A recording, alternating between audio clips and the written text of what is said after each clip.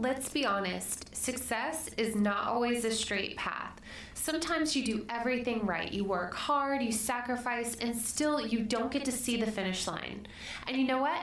That's okay, because sometimes you're meant to fail. Now, before you go and throw your coffee at me for saying that, stick with me. Today, we are going to share some powerful lessons from history, from faith, and from the business world that will show why failure doesn't mean you wasted your time. Sometimes you were never meant to cross the finish line yourself.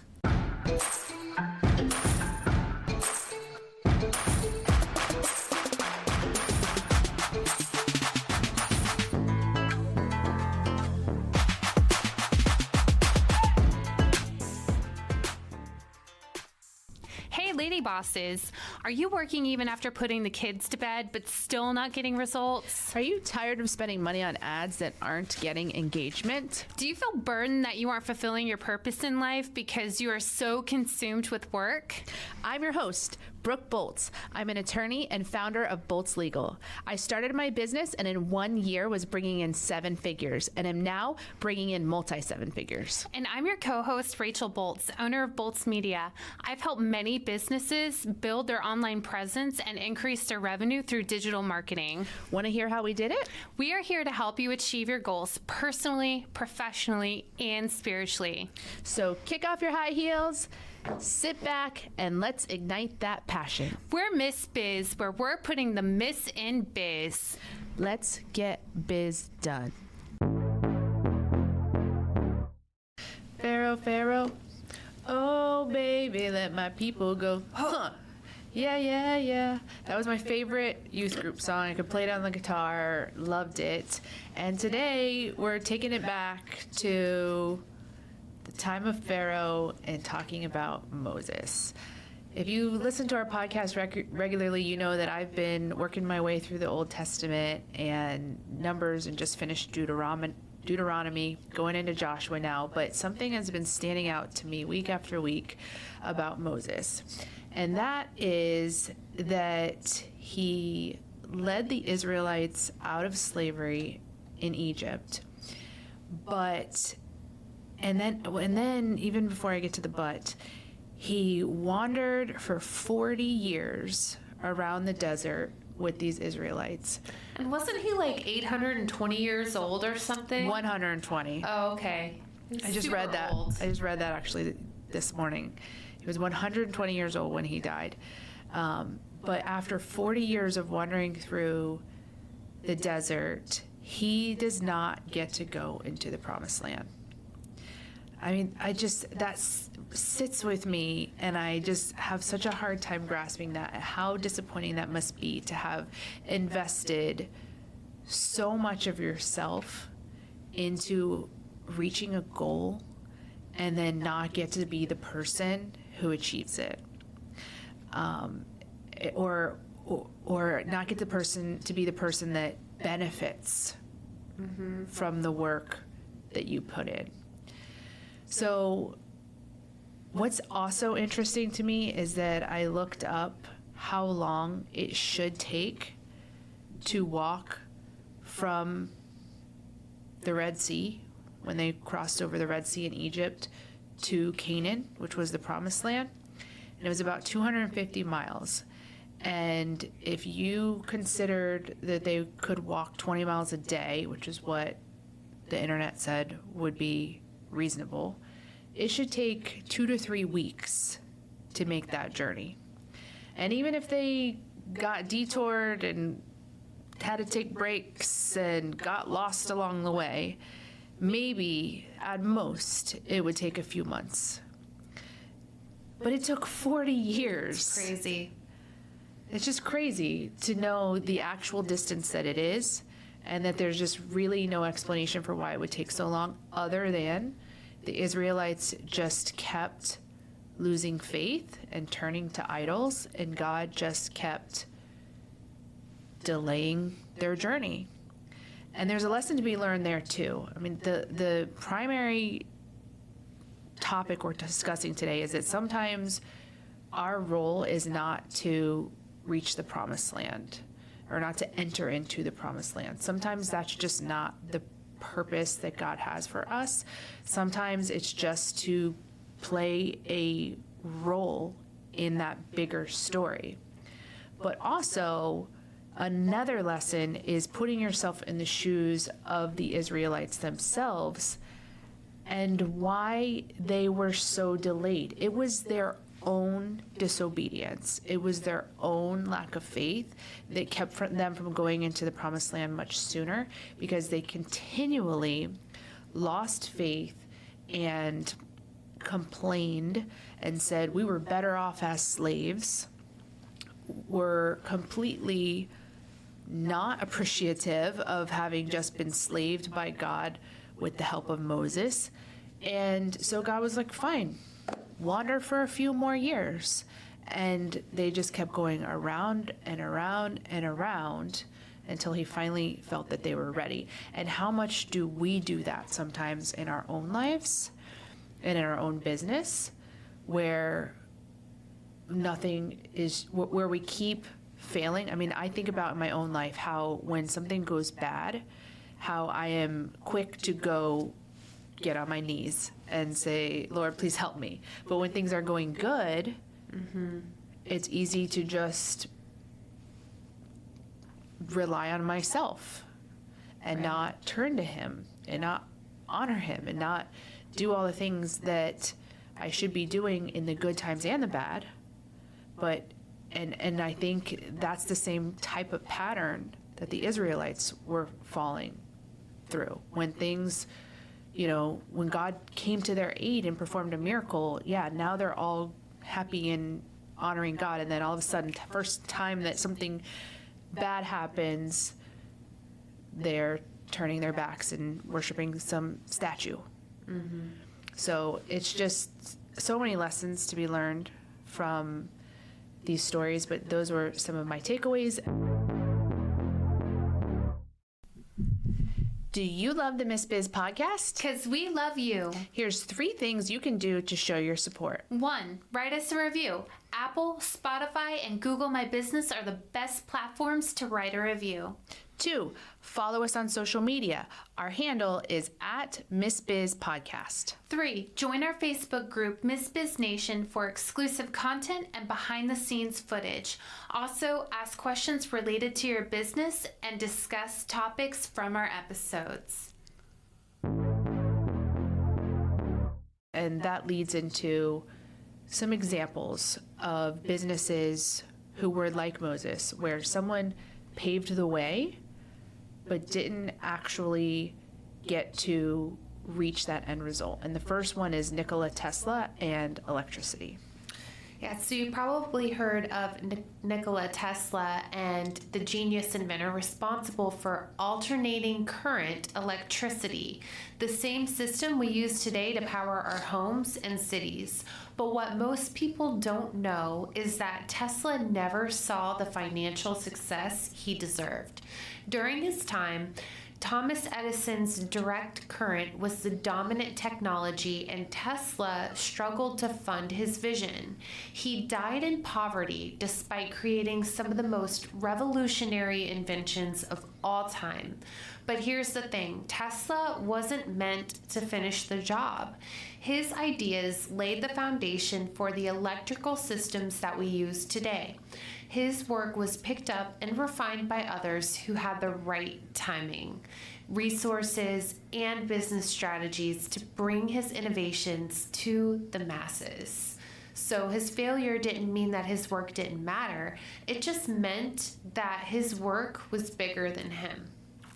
And sometimes when you hear these stories internally, you grieve for that person because they didn't get to see how much their life made an impact on the future, and they didn't get to have the benefit of the genius inventions that Nikola Tesla came up with. But the only way that I can resolve that in my mind and heart is to just know that it's not about any one person, that we're all just playing a role in the bigger picture and the bigger plan that God has for us. And so if we accomplish that portion of the plan, then our life has been a success.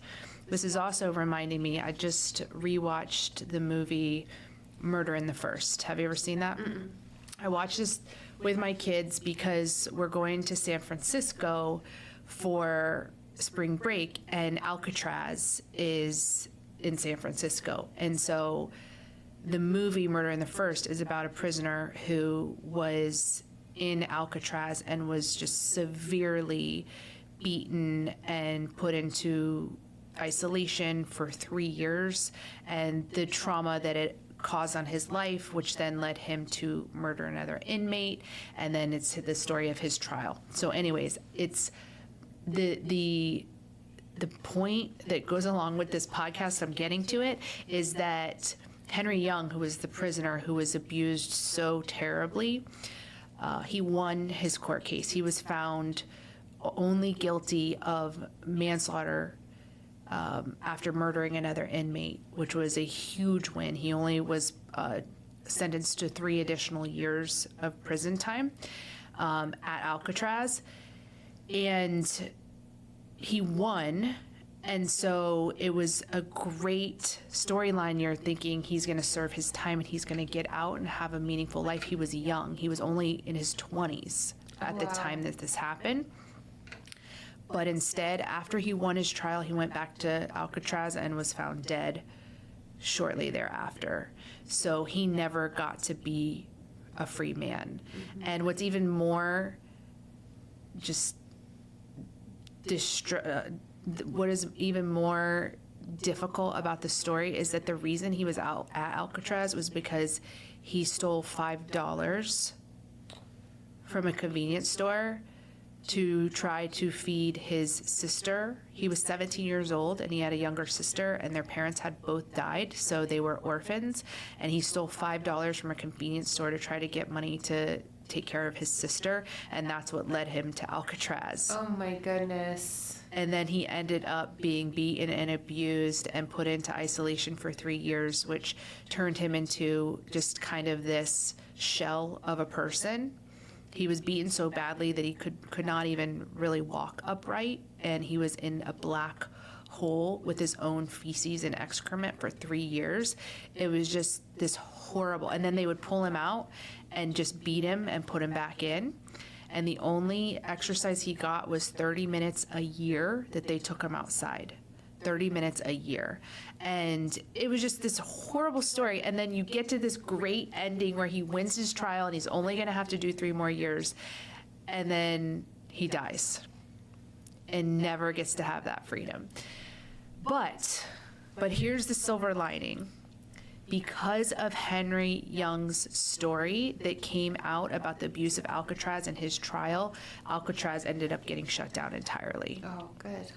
So he saved how many prisoners from that same abuse that he went through by suffering through it himself.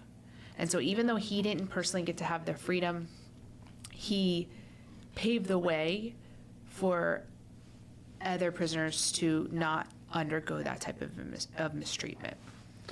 Well, that's a nice ending to a sad story. Very sad story.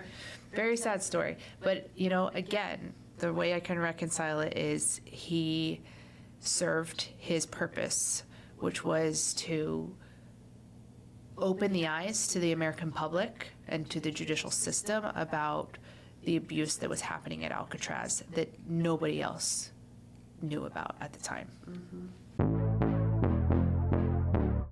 Finding guests for a podcast can be difficult sometimes, so Brooke and I wanted to let you guys know that we are available to appear on your podcast. We also enjoy speaking at events, so if you have an event coming up, these jingles can go on the road. Simply go to missbiz.com/contact and in the subject line write podcast guest or event speaker, and we'll reach out to you to further coordinate. So another example that comes to mind is MySpace versus Facebook. So before Facebook dominated social media, MySpace was king. If you were online in the early 2000s, you probably remember customizing your MySpace profile and ranking your top 8 friends. But despite its massive early success, MySpace never figured out how to scale. They had the audience, but they couldn't evolve. And Facebook learned from their mistakes. So Facebook didn't invent social media. They just refined what MySpace had started and made it easier. Yes, and even though you may consider MySpace to have been a long-term failure, MySpace was sold, I looked this up, for $580 million. That's crazy. So it still served its purpose in leading the way and being the pioneer to the social media world that we all live in now. But he also, even though he didn't have the long-term success that Facebook and other platforms had, still absolutely was incredibly successful and profitable. Tom made that money after all. Yes, sure did. So the next example of a business in this realm is Kodak. The company that invented digital photography and lost. So did you know that Kodak actually invented the first digital camera? I didn't. In 1975, an engineer at Kodak created the world's first digital camera, but the company ignored it because they didn't want to disrupt their film business.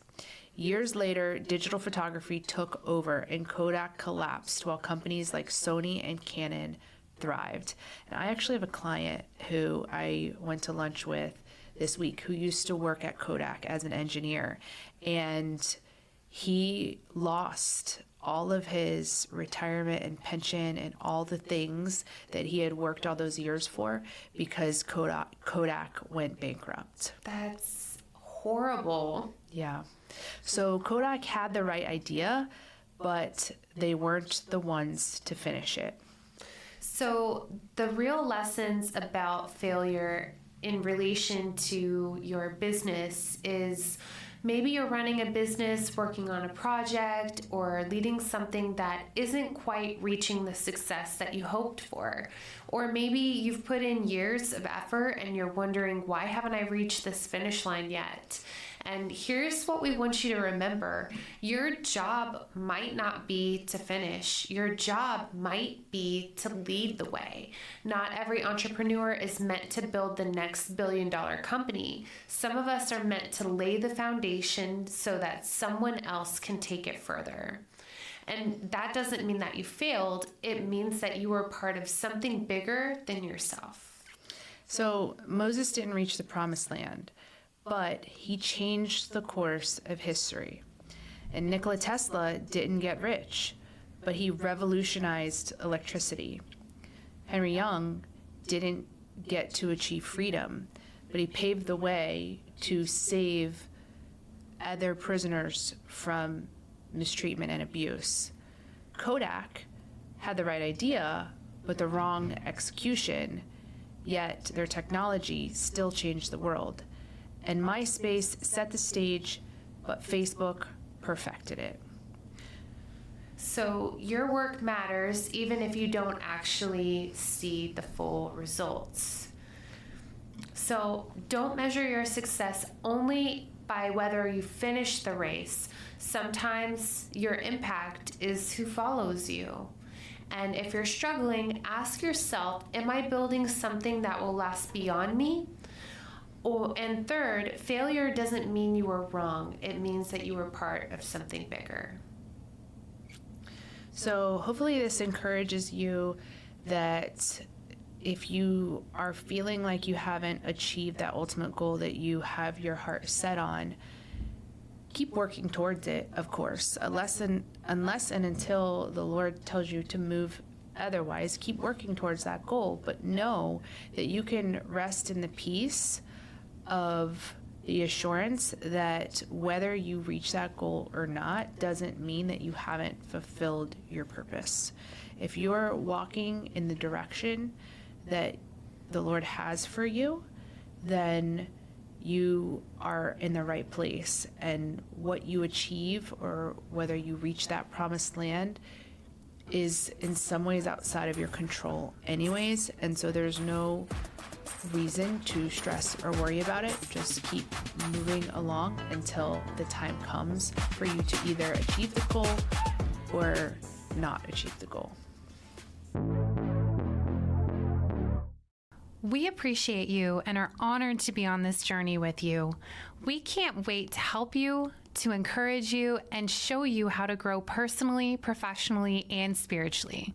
If you found Miss Biz helpful, please leave a review and share with others. You can follow us on social media at Miss Biz Podcast. For legal questions or services, please visit boltslegal.com. And for digital marketing needs, please visit boltsmedia.com.